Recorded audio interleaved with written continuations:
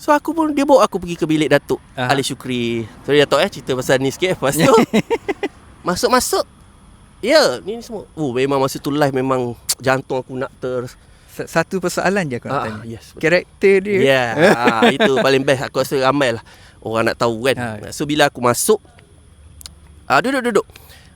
Dia, aku tak expect lah dia orang. Dia sebenarnya di luar kamera, dia memang orang yang serius. Faham. Orang yang serius. Lagi-lagi pasal kerja.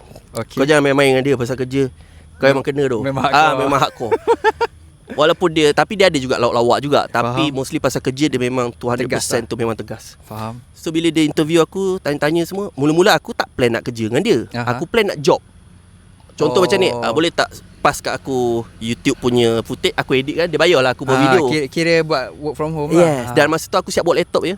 So lepas tu dia cakap, tunjuk video yang awak pernah buat. Aku pun tunjuk lah, buat keluar laptop portfolio semua. Dia tengok skip-skip je.